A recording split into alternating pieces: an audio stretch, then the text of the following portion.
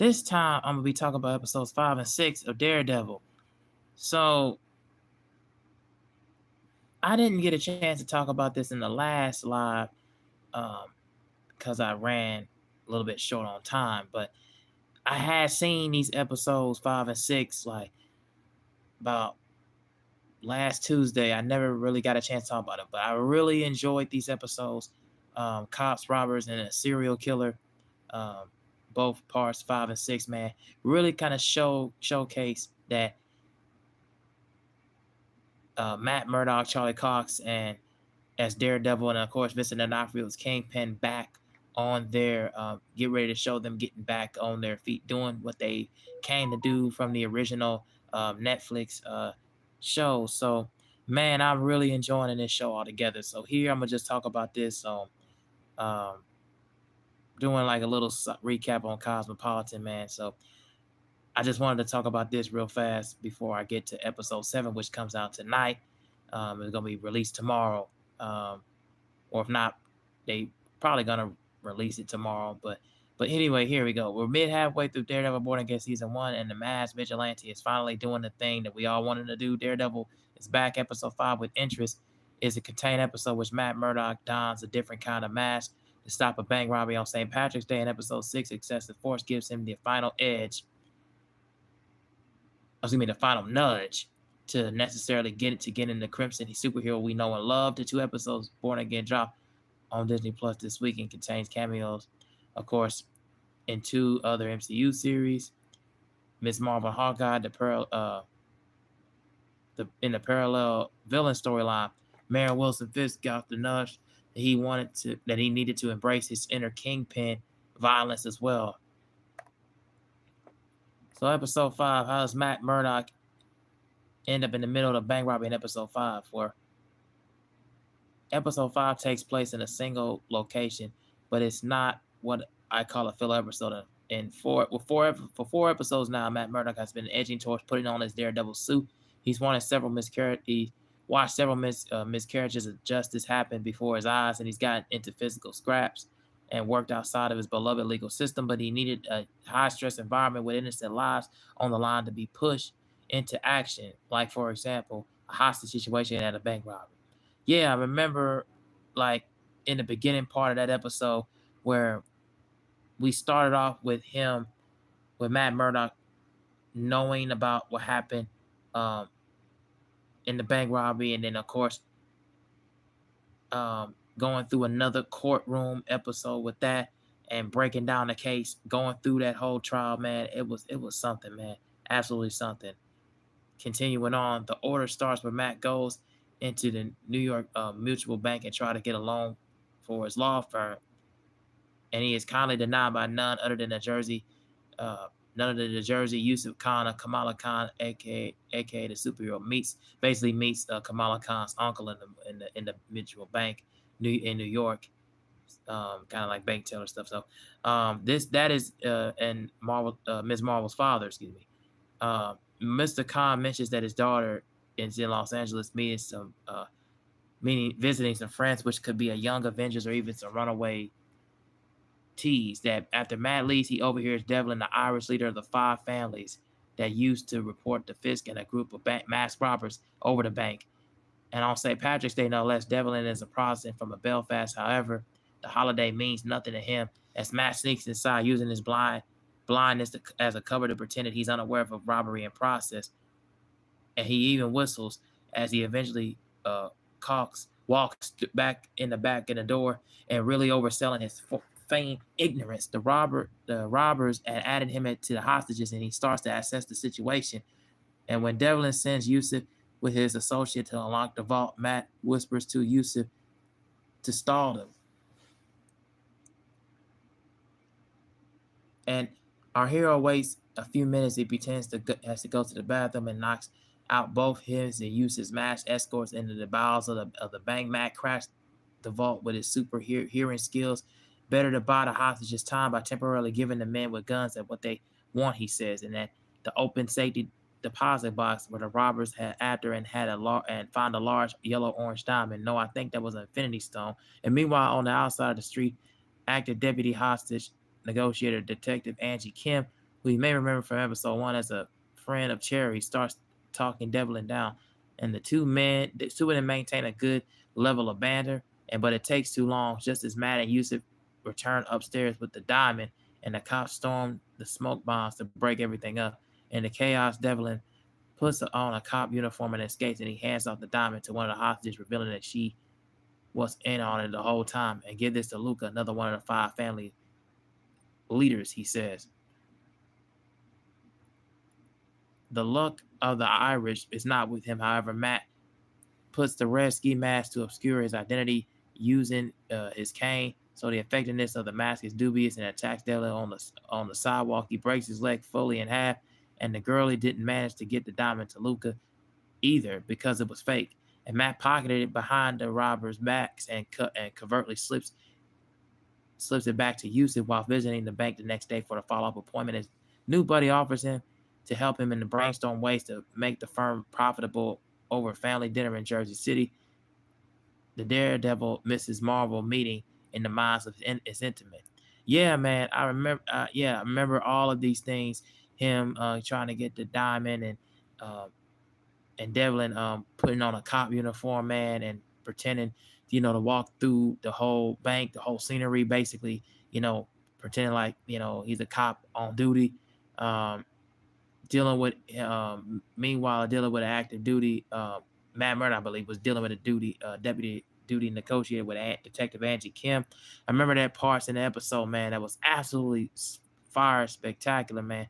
Then of course, and the reason why it was just like, kind of knowing, and while you kind of seeing Matt Murdock, you kind of seeing him, he wants to put on that mask, he wants to put on a Daredevil, wants to put on and hide more that identity, because he starts to see that the cracks in the justice system and the legal system that he really wanted to rely on in the beginning, it's not working out for him at the end. And I kind of expected that, as I talked about in the first four episodes, that it's not going to go as the way he thinks. It's not going to, and Vincent D'Onofrio as Wilson Fisk, it's not going to go as he thinks, as being working in the government, working as the mayor in a district. It's not going to go like he thinks. So I believe they're going to go back to where they were, where we first got started in the original show, as them, being who they are in its entirety, as, vigilante, anti-hero, villain, aspect. So, and as you can see in the picture, him fighting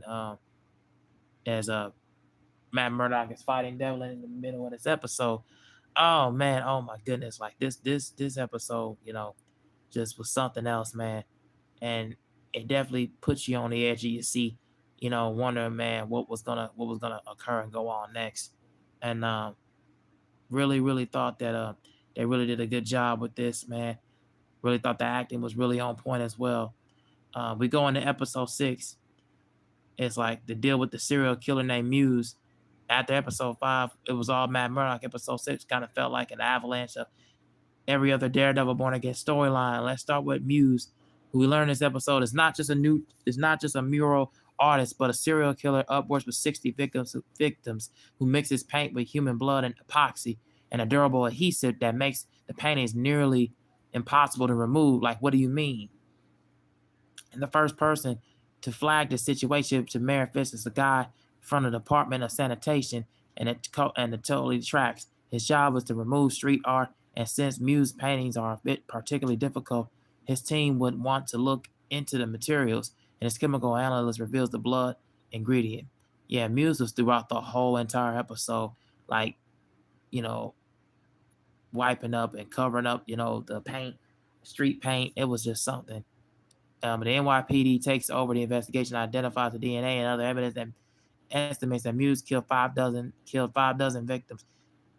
And we also see the night the two fangirls came up to Muse while he was painting, he attacks and not only become his next two victims, but he leaves their bodies in front of this masterpiece. Whoever this guy is, he's getting bold.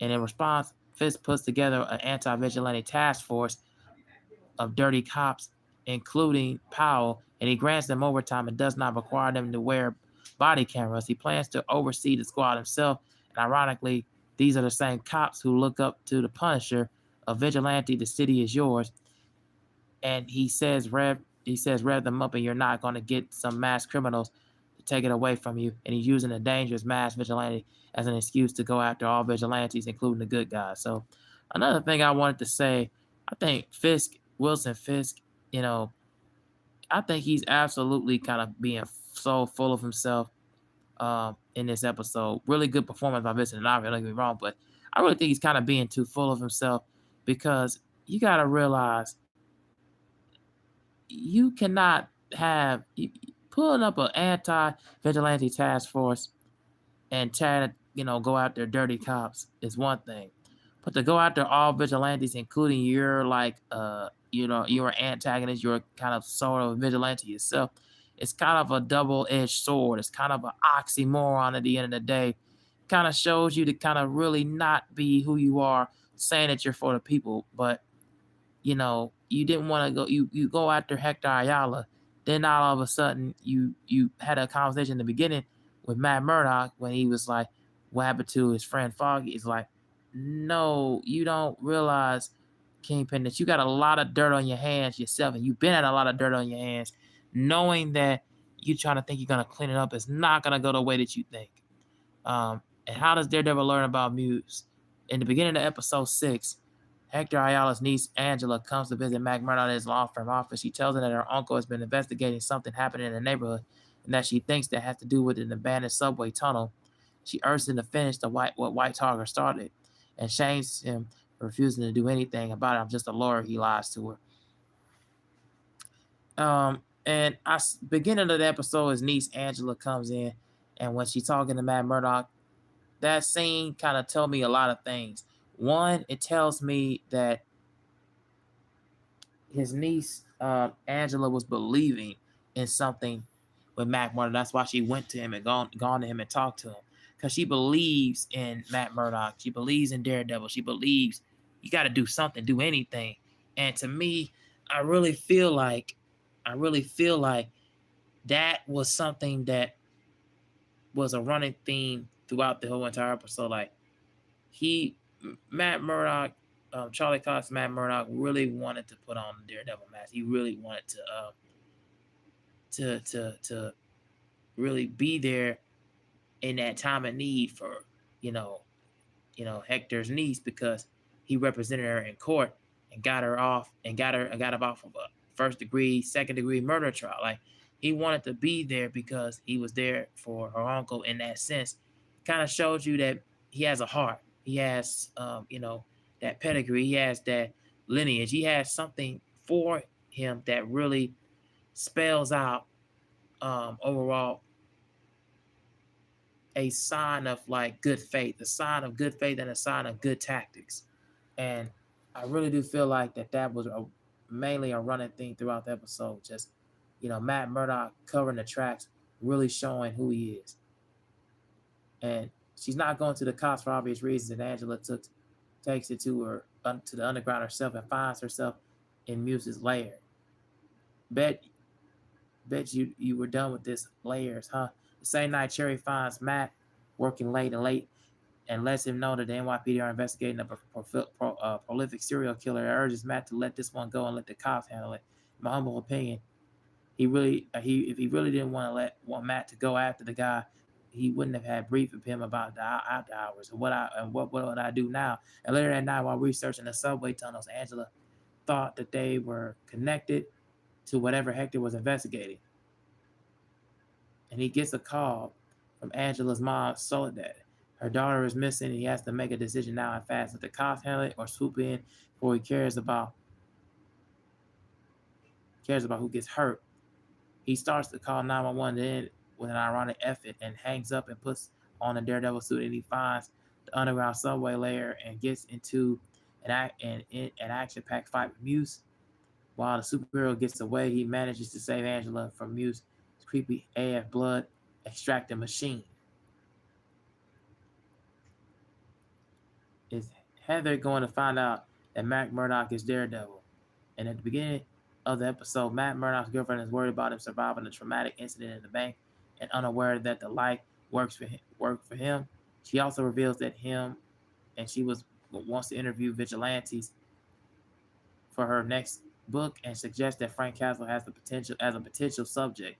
Matt low-key laughs in her face at the suggestion. Then she asks if he can link her up with Daredevil. Oh, I'm sure he can. And the relationship is so doomed. It's hard to even root for it all. Their lies. They're both telling. Matt moonlights as a vigilante, and Heather helping his nemesis with therapy.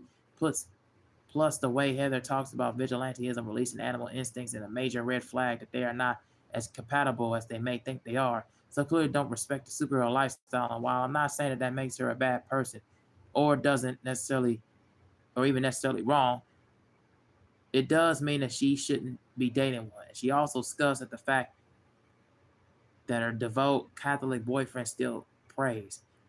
Yeesh. Um, what about Fisk?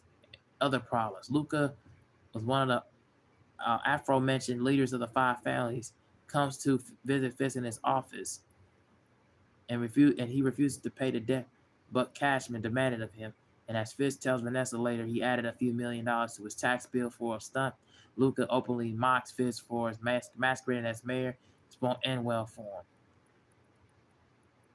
And at the Black Tie fundraiser, Mayor Fisk clashes with several decided by wealthy donors, including Jacques Duquesne, aka the Swordsman, stepfather to Kate Bishop from Hawkeye and Vigilante in his own right. Manhattan's elite don't like the way he's running things and don't want to assert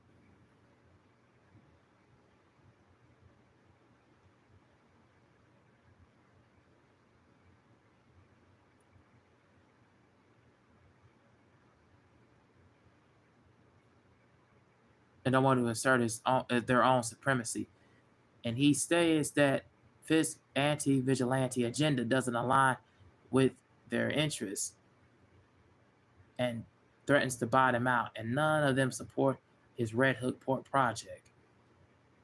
So getting more and kind of breaking down in depth with that. So starting off with going back to Matt Murdock and Moonlight and Heather, and Heather might find out about Matt Murdock if he is Daredevil. I think she kind of, when she was explaining to him, she was teaching the class, and teaching the course on exposing really about, mass vigilantes and everything. Matt kind of felt sideways about her even doing so. He's like, "You really talking about people like me or people like I'm affiliated with, like Frank Castle? Want to find out more about that? Maybe a potential subject, in one of her sessions, classes." And it kind of felt like things she was kind of getting to him about this subject. And it kind of feels like Matt kind of already has a feeling, not necessarily an overall, like he knows a sense, kind of has a feeling that she is trying to do a little bit too much and a little bit too kind of like so deeply consumed by trying to expose more vigilantes, trying to take them down in a way, but differently than what Wilson Fisk is doing. And and kind of like how it's breaking down in his website about the releasing vigilantism, releasing animal instincts part. Yeah, that's a red flag, and it's not compatible. Like those things kind of like don't go hand in hand. It's not a yin and yang. It's like, you know, war, anti-war kind of feeling a little bit, and it also kind of just shows me that they're not all for the greater cause of the good, kind of like each other. And then also the scene where Luca was talking to Fisk in his office, visiting him in his office, and they mentioned about Cashman money or demanding of him and his debt that he pays. That was crazy. That was a crazy thing. And we kind of seen how Fisk, Vanessa interaction, she still doesn't trust him, and he kind of still has a lot of feelings for her.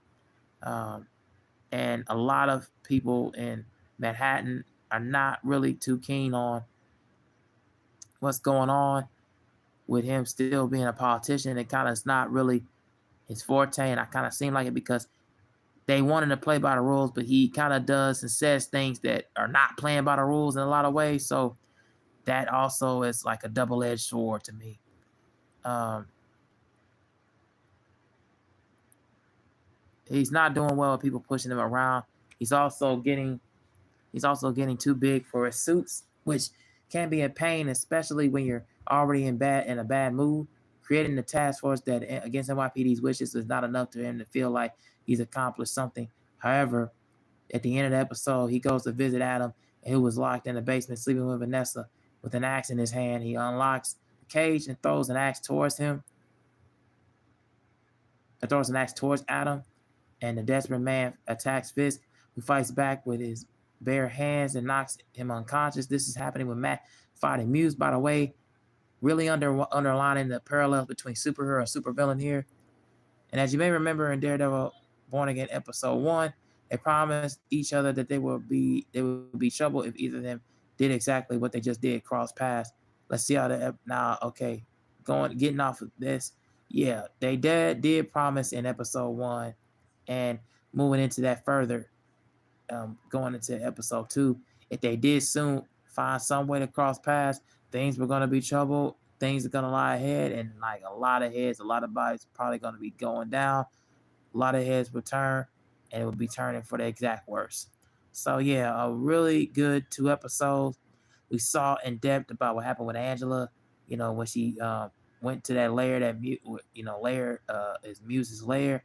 Daredevil looks for him. Later on in this episode, Luca and Fisk kind of were at odds. A lot of people in Manhattan were at odds. Vigilantes were at odds because it won't end well for you because you don't think you're running inside of the politician side.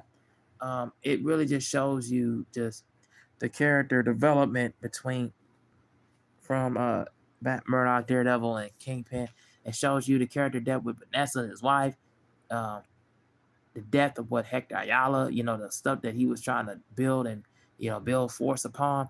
It was something special, man. Something that you can like definitely never, never not cherish. So yeah, really good and solid 2 episodes. Um, episode 7 is coming out tonight and probably will be released tomorrow. I cannot wait to see what is gonna happen in episode 7. I mean, boy, it's gonna be something special. So cannot wait to see what's gonna happen in that. So I wanna quickly go to the chat room to see what you guys are thinking, what you guys' reactions are, and what you think about episodes 5 and 6 of Daredevil. Tell me what you guys think. If anybody's there, I'm gonna continue to go on.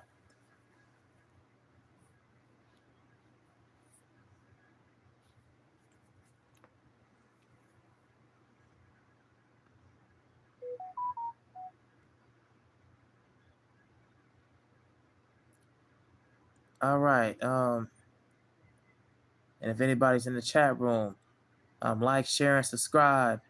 Um,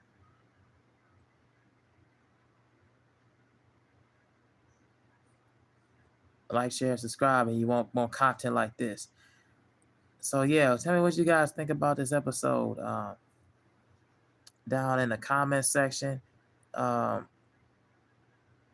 as I probably will get out of here in another about 3-4 minutes.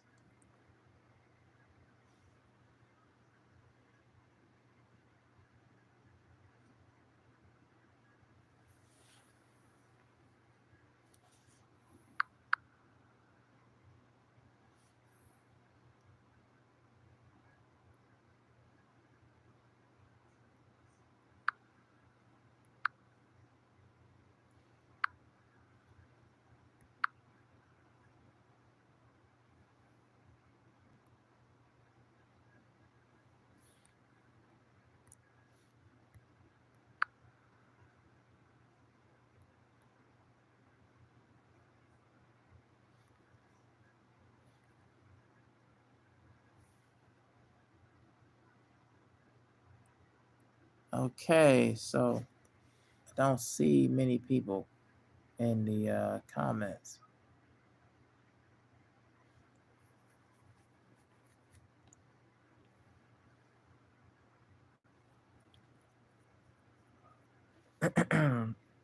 Mm,